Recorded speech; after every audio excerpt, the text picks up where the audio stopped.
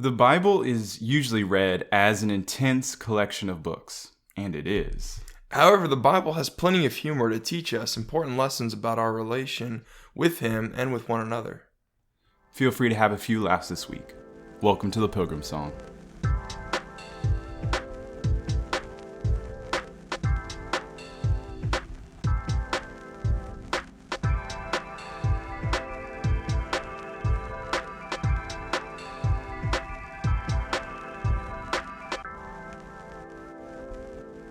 Hello and welcome to the Pilgrim Song. I'm Alexander. And I'm Charlie. And we're your favorite interracial friends talking about Jesus.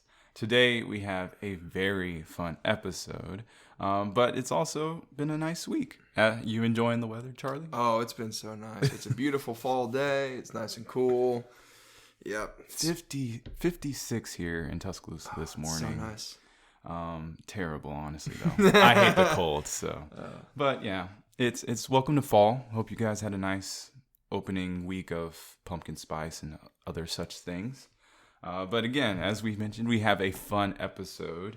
We are all about teaching truth here on this podcast. We've been really trying to do that when we go through our scripture and understanding different social issues and all of that. But the Bible uses a lot of different techniques in order to teach us. And one of those is humor. So we decided that we were going to have a little bit of fun. We also want to make it very clear that we're not trying to make fun of the Bible. As a matter of fact, that's not what we're trying to do at all. But the Bible does teach us in some different ways. So we want to have respect for the scripture, as we believe we do. But in addition, talk about some things that are humorous and the lessons that it teaches us behind these.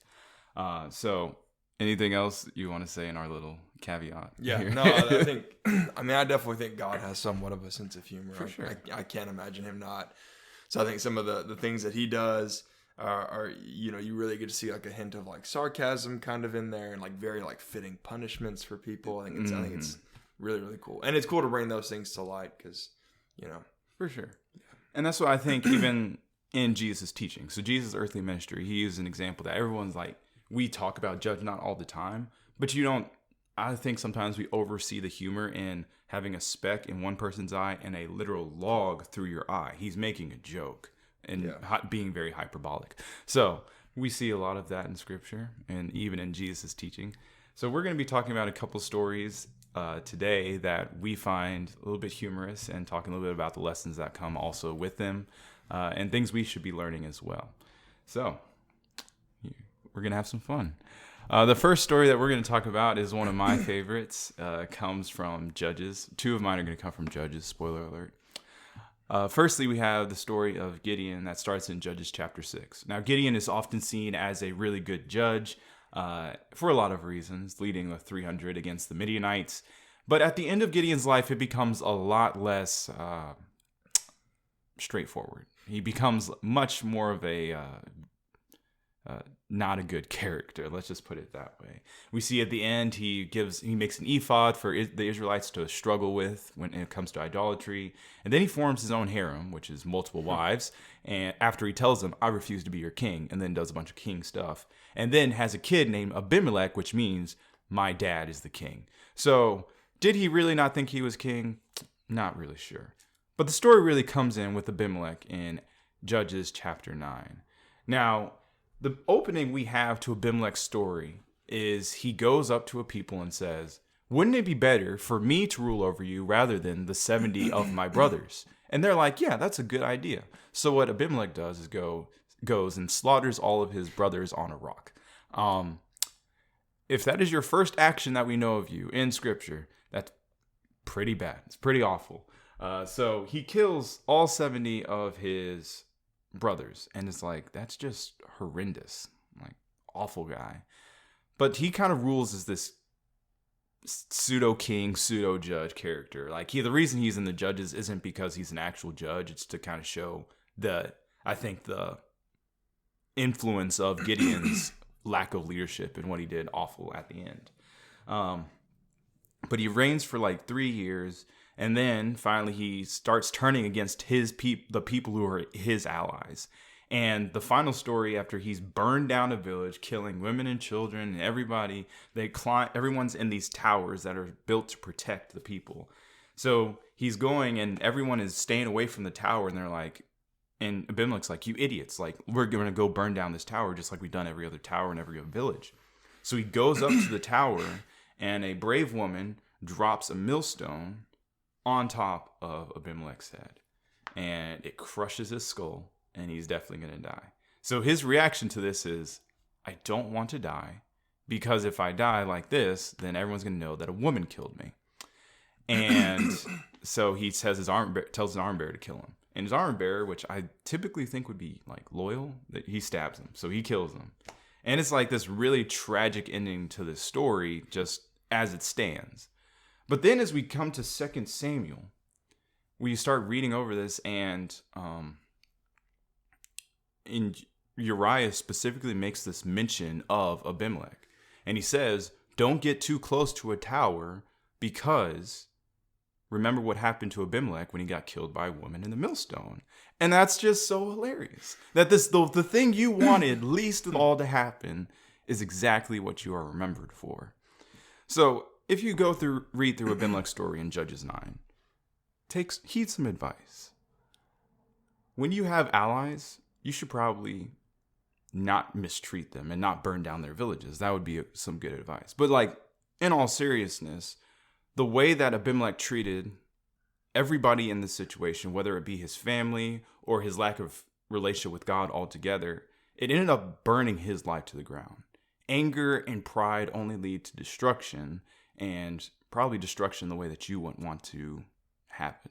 In other words, as Jesus would put it, what does it matter if you gain the whole world but lose your soul? So, tragic, a little bit funny. Yep. All right, sure. Charlie, what you got for your first story? Yeah, so my first story comes out of 1 Samuel, chapter 5, and it's the first 5 verses. But the story really kind of starts before that. So this is the story of when the Philistines captured the Ark of the Covenant, which really, the story in chapter 4 is almost kind of funny as well, when the Israelites are going up against the Philistines in battle, and they're not doing well. So their solution is, let's bring the ark in. If we bring the ark in, we will win, because there's no way God will let us lose if the ark is with us. And they've lost. So they lose the ark to the Philistines. The Philistines take it, bring it back with them. And the places they put it, and probably is like, in their mind, a fitting place, is like, you just captured this other god, basically, and you defeated him. So what better way to kind of show that off than to put that in the temple of your God, to like show your God, like, look, you've defeated this other God, and then use that to like praise Dagon, who is their God. So they put the ark in the temple of Dagon, and some interesting things happen. I'm actually just going to read it because it's only the first 5 verses of 1 Samuel 5. And it says, when the Philistines captured the ark of God, they brought it from Ebenezer to Ashdod. And the Philistines took the ark of God, and they brought it to the house of Dagon, and set it beside Dagon.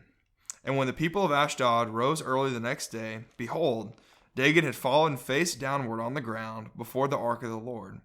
So they took Dagon and put him back in his place. And when they rose early on the next morning, behold, Dagon had fallen face downward on the ground before the ark of the Lord, and the head of Dagon and both his hands were lying cut off on the threshold. Only the trunk of Dagon was left to him. This is why the priests of Dagon and all who enter the house of Dagon do not tread on the threshold of Dagon and Ashdod to this day. So, yes, this is a good story. And there's a lot of like good stuff about this. But I really like, you kind of see like the irony in this story almost. It kind of comes out. And also like somewhat of like God's like sarcasm, I feel like, coming out too against the priests of the Philistines. So, like, obviously God is upset with Israel and what they did and how they weren't looking to him.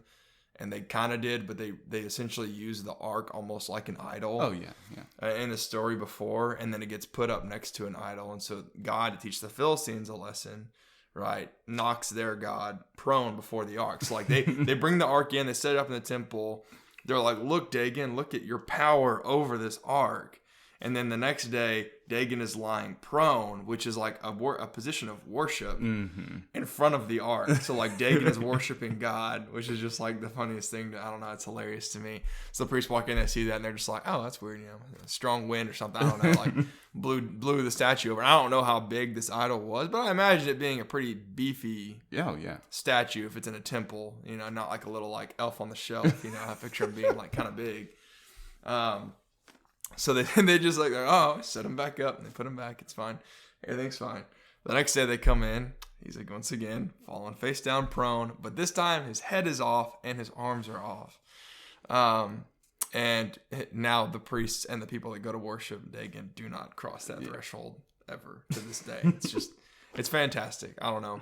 It's funny, but it's also cool that you get to see like the true power of God in this and how God, makes these other gods, quote, I'm putting air quotes around that, fall down before him in worship because he's so great over them. And it's literally, so good. It's just so fitting. Great. It's a great story. So, yeah. And not only that, they get infected with disease. Yeah, I was about to say, it's only the beginning of their issues with the ark to the point where they're just like, all right, just give it back. Please take this away from us. Oh my goodness! Yeah, there's a lot of good stuff in that story for sure. So those are two. They have their tragedies with them, and it's not to just say, "Oh, this is entirely hilarious," but it is a reminder of who God is and the destruction that we can bring upon ourselves. Yeah. So, any other thoughts? No, that's the first two. All right, we're gonna take a quick break, and we're gonna be right back to talk about some more stories.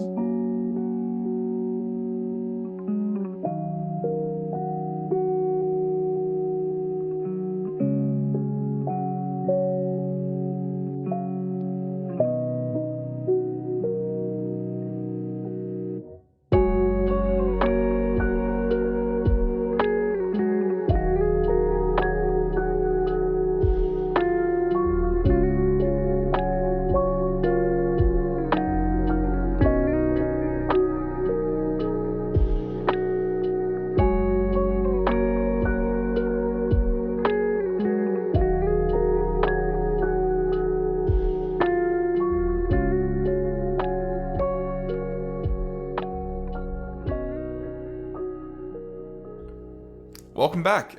So as we continue moving, I think we're going to share our next two funniest stories that we see.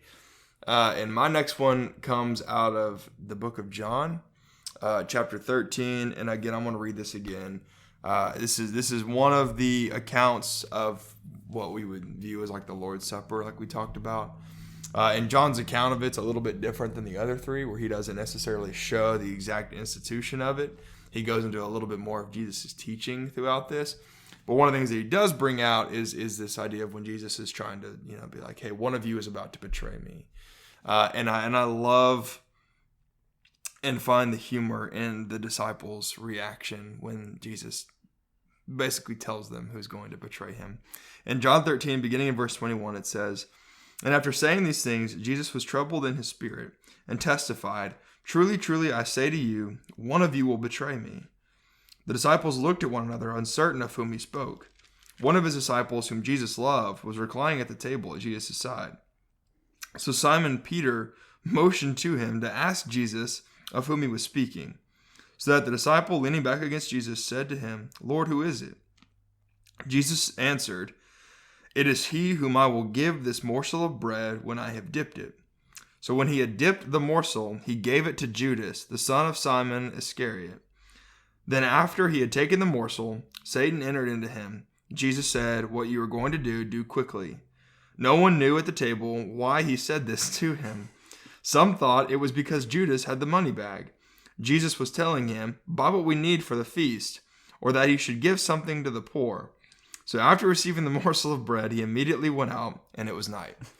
Yeah, I mean, you can't help but not kind of laugh at this story. It's so sad. I don't throughout the Gospels, the disciples missed the mark several times with Jesus' teachings. They're not quite there. They don't quite understand.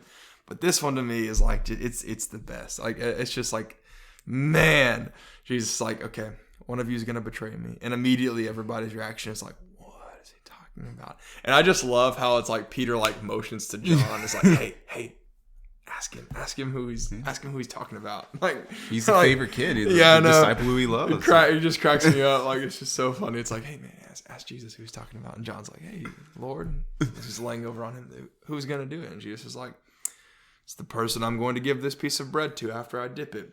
Dips the bread, hands it to Judas. Everybody looks at Judas. Oh, he's going to give money to the poor. Like I know. And it cracks me up. And then they're still just like, Lord, is it I? Like, is it? And they're just like, what gets me about this is like it's so obvious that the disciples like they're not paying attention like at all to the situation. Likely Jesus says this, and they automatically start going into a frenzy of like, is it me? Is it me? Is it me? And Jesus is like, it's this person. And they're like, is it me? Like, is it me though? Like, am I going to do this? Like, what is he talking about? Betray? Like, what? Oh, Judas. He's going to give money to the poor. Like, and that makes it so much better when they're like, oh, where's Judas going? Oh, he's going to buy food. Or, oh, he's going to give money to the poor. You could not get further. At 10 o'clock at night. It's like, it's so bad. You cannot get further from the reality of the situation. It's really sad. Like, what's funny about this is just how sad the situation is, because Jesus is obviously very distraught in the situation because he knows this person's about to betray him. And the disciples are just like, I don't know. I don't know how you missed that. That gets me. Yeah. That one gets me. And especially John writing this, I bet in hindsight, he's like, for sure. Oh man, like I was right there. I could tell his emotions, like, and I goofed up. Yeah. So. It's got, it shows their kind of selfishness and like, they don't care about Jesus. They only care about themselves, and they're worried about like, oh, I hope I'm not the one that's going to betray him. Like, ooh, who's going to do it? Oh no, it can't be Judas. He's got the money bag. For sure. So humility and just listen to Jesus when he tells you something. Really important. Always. Or else we're going to make fun of you.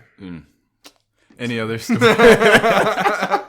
Any other notes on that? No. But again, it's a sad story, but it's it's a good lesson for us. Yeah. So my story comes back into Judges. Now, when it comes to ex stories, I'm sure everyone has a bad ex story. For instance, my first girlfriend burned the hoodie, which was one of the last presents I had from a deceased grandparent. Everyone has a bad ex story, and Samson stands high and above most of them. Samson is one of those really, really tragic stories, probably the most tragic story in all of Judges. And it's a picture of Israel, that they had received all these incredible blessings from God. They had been given strength that was not their own. And all they had to do was listen to a couple rules and follow them and not just be terrible people, and God would bless them. And they didn't do that. And neither do we see Samson do that. As a matter of fact, we see him abuse these things to the utmost. So what we have in the story is that Samson, he goes out and he finds a wife, and he's like, finds a girl, he's like, I want to make her my wife. This Philistine, and the Philistines are always bad news. And his parents are like, no, don't do that. And he's like, but I want to, so that you get her for me. So then he goes, and at this wedding ceremony, he says, if you guys solve this riddle, then I will give you some pairs of clothing, which I guess is like, it's a lot of money back in the day. So then the people are like, well, this is a dumb riddle. Like, what are you talking about? Out of the eater came something to eat. It's like, what? That makes no sense. It's not even a riddle. It's the greatest riddle of all time. They finally, after the 7 days, I'm pretty sure, the wedding feast is partying on, and they're sick and tired. They want their clothes, and they're like, hey, Samson's wife, if you don't, tell us the answer to this riddle, we're gonna kill you and your family. So she goes and finds out from Samson, and then Samson says something pretty misogynistic that I'm not going to repeat. But it's bad. Just go and read it. Yeah, go and read it yourself. And Samson is horrible the way he treats women in this story, and it really shows how Israel had been treating women, and he's just awful. So then finally he's coming back for his wife after he kills all these people to take their clothes, and then his wife has gone off with his best man. And it's like, what in the world? Samson's in a really bad position just as is. Now, your default reaction when an ex does something wrong to you, maybe you go do something really risky and really foolish and unwise. I don't think it goes through anyone's mind, firstly, that I'm going to go into a field and I'm going to grab 70 pairs of foxes and I'm going to tie them together and put a torch on them and then run them through some random person's field to burn up all their grain. I think that's the last thing that anyone has on their mind. But that's what happens. And the skill and the speed to catch 70 all these foxes, like I've seen foxes, much less like ran up and caught a fox. And then to like, I don't know what went through his head. Just foxes. Why didn't he just burn the field himself? Don't know. It's more fun. But ends up with his now ex-wife being killed and her family anyway. And it's just, again, Samson's story is completely full of ridiculous irony and utter tragedy. Because he just cannot, number one, control like his emotions / his drive to have relations with women. He can't control that. And on top of that, he also just is so angry at everything and doesn't fear God enough to think about what are the repercussions of what I'm doing. Or the fact that I've been given these gifts and these abilities, and what I do, use it instead to do, is burn down a people's field with foxtails. Like, I don't know. It makes no sense to me. But there's a lot of tragedy in Samson's story. And good reminders for us. So. Everything about that story. Samson's whole life is just funny. Like, it's so sad. Again, it's funny because it's sad. Mm-hmm. But like, man, as greatest riddle of all time, out of the eater came something to eat. Out of the strong came something sweet. I mean, yeah, 10 out of 10. That's fantastic. And then the fact that like, he's like, oh, I'll get you, I think it's like 40 changes or something like that. It's a lot of clothes. It's a lot of clothes. And the way he's going to get them is by going killing people and taking their clothes. And it's just like, oh my goodness. And then his line about his wife when he's talking about her to his friends. And then he has the audacity to get mad when she leaves him. Yeah. It's like, oh. But it is with his best man. Oh, it's so sad. Oh yeah. There's so much sadness in that story. And then, yeah, at least it's a Philistine field, I guess, that he burns. But it's like it's not even like her family's field. Yeah, it's just like some guy. Probably some old man wakes up, his field's on fire, like, what did I do? Dagon, why? Dagon, why? Dagon, no. That's what they get for stealing the ark. There you go. Boom. It comes back before the ark. It is before the ark story. Just before it, though. So. Oh, man. Oh, Samson. Yeah. The Judges, again, if we do a podcast like this again, we'll probably be back in the Judges because it's just full of ridiculous, ironic memes. So, yeah. But yeah. Any other thoughts on Samson's story? So many thoughts, but nothing for this. No, all right. Man. So we've got one more section, 2 more stories for y'all, and we will be right back.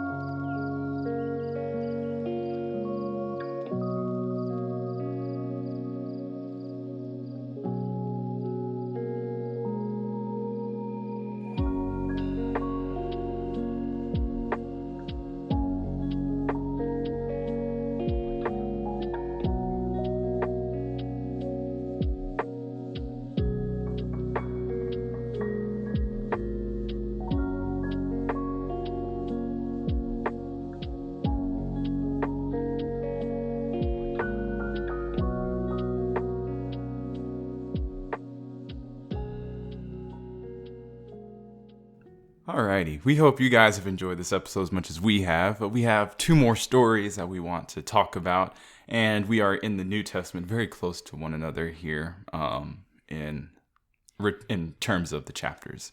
So, out of Acts chapter 19, we have a very interesting story. Something that happens very commonly in the first century is actually having Jewish exorcists. They were pretty widely known. I don't know how effective they were. I know of one very effective one. Perhaps you've heard of him too. His name's Jesus. But some of these other ones don't know how effective they were at actually casting out demons and whatnot.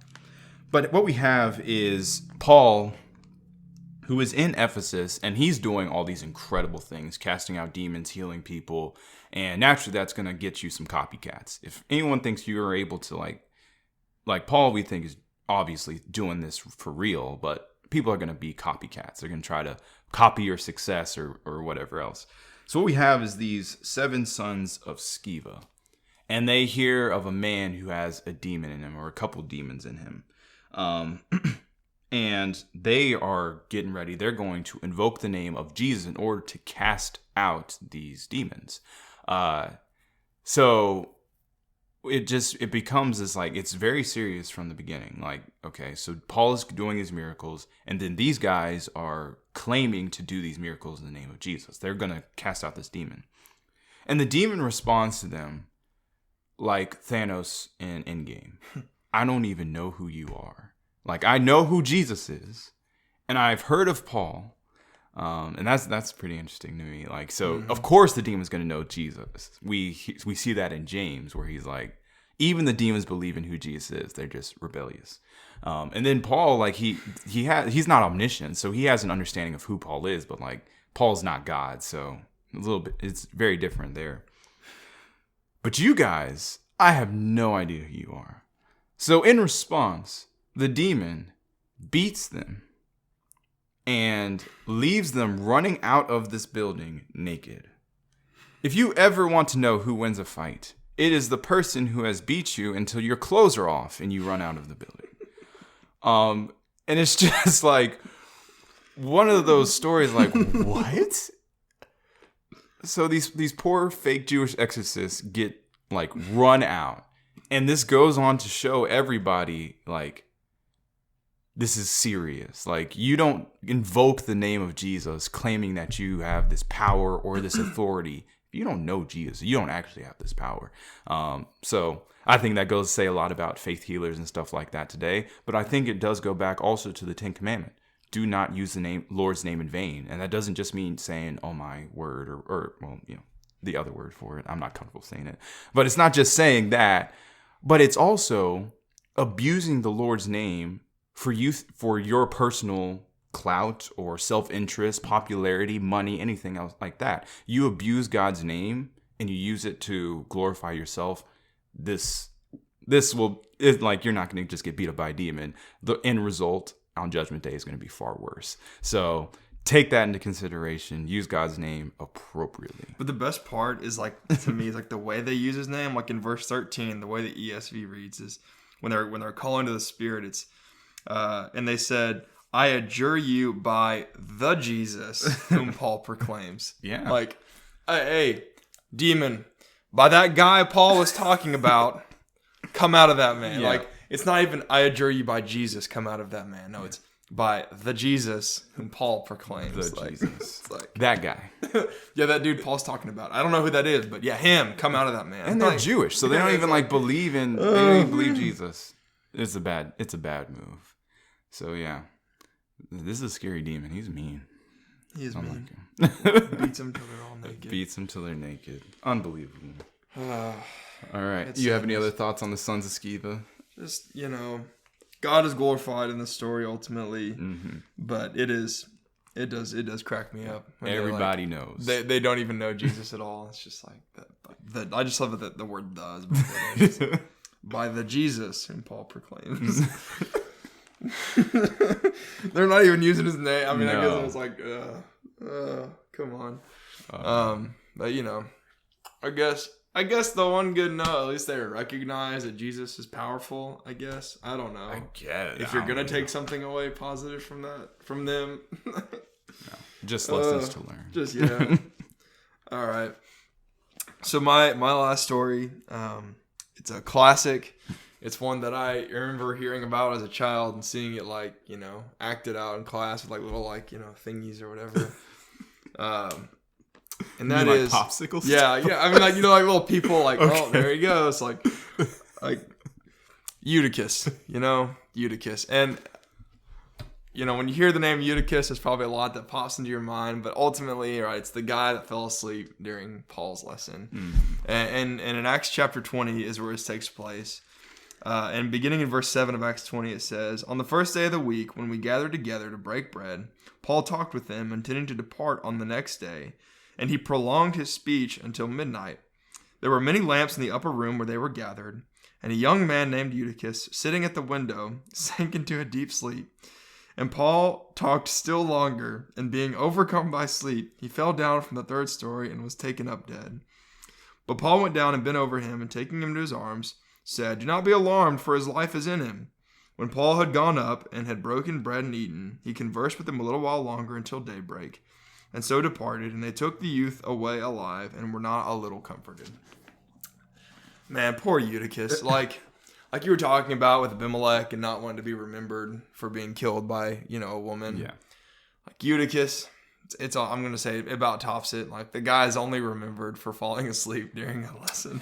Yeah. Which I love it because of just how relatable this story is. I mean, we've all been there, right? It's a Sunday morning or a Wednesday night. You had a long day, or it's early morning. You didn't sleep well. You're Preachers tired. are annoying. They're the worst. Preacher gets a little dry. Start kind of dozing off, I've never actually fallen asleep. I'm proud of that during worship, but I mean, I've seen some people, they just power through it, man. A mouth open, head back, like they're gone. My favorite one is there was a guy, he popped up his collar on his suit jacket. To hide himself. He had his Bible open in his lap, he was looking down into it and asleep. It was great. I've had a guy snore one time, not when I was preaching, but I heard somebody snoring one time during a lesson. That was hilarious. It's so sad. Oh man. But Eutychus, man, I mean, Paul, he's leaving the next day, so he obviously wants to just, finish out his message. I mean, he's got to push it through this last night, and so he's going all night, right? And no doubt it's emotional. This is the last time he's going to see these people. Yeah. And you got to have some level of respect because, Eutychus is there, right? Mm-hmm. He probably has work maybe the next day. I don't know if they're breaking bread. He could have been the first day of the week. Especially at night. He probably was a slave. Maybe, genuinely. Yeah. I didn't think about that. But, he probably had stuff to do the next day.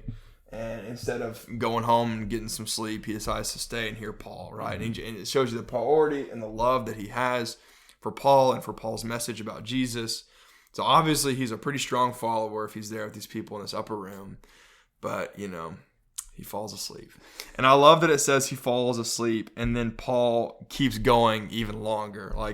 Eutychus falls asleep and as Paul's talked still longer. And it's I wonder if Paul noticed. I'm sure he probably did. This guy chilling in the windowsill probably had a nice cool breeze coming in from the outside. Yeah. A nice coming soothing, over the water. Yeah, soothing Paul voice talking to you, and he's gone. And then Paul just powers on through it. And he's still telling the message. And here's some advice for you out there: your preacher sees everything. I promise. Yeah. And then he can't help it. He's gone, and he falls into a deep sleep, and out the window he goes. 3 stories, man. That's thud. But yeah.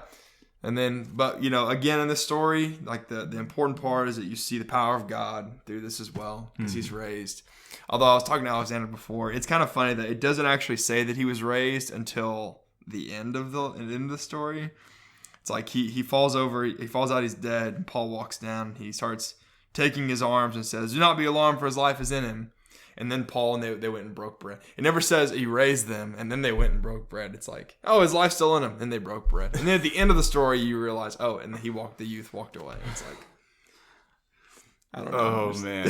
So much it's just, wow. Oh, fun times. It's a classic. You've probably heard classic. A preacher say something about don't fall asleep. All the don't jokes. Be Eutychus. All the Eutychus jokes. Yeah, poor guy. I mean, that's, it's cool. Hey, he's in the Bible. That's cool. He's remembered forever. But he's remembered forever as the guy that fell asleep during a lesson. And now preachers forever will use that to make fun of people. That's true.